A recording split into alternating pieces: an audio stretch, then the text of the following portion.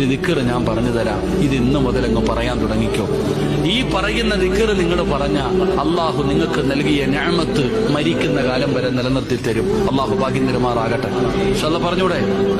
പറഞ്ഞൂടെ സൂറത്തുൽ കഹ്ഫിനകത്ത് അള്ളാഹു 2 ചെറുപ്പക്കാരുടെ ചരിത്രം പറയുന്നുണ്ട്.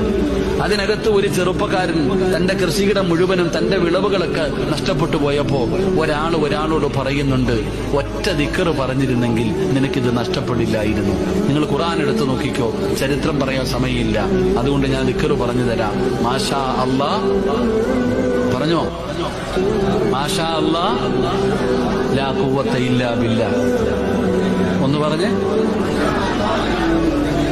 അത് ഓട്ടോയുടെ പുറകിൽ എഴുതി വെക്കാനുള്ളതല്ല, വണ്ടിയുടെ പുറകിൽ എഴുതി വെക്കാനുള്ളതല്ല. മാഷാ അല്ലാ ലാ ഖുവത ഇല്ലാ ബില്ലാ.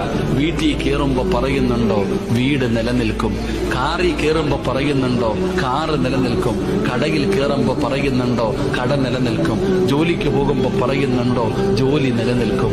മാഷാ അല്ലാ ലാ ഖുവത ഇല്ലാ ബില്ലാ. അള്ളാഹു നൽകിയ നിഅമത്ത് അള്ളാഹു നിലനിർത്തി തരുമെന്ന് നബിയുനാ റസൂലുള്ളാഹി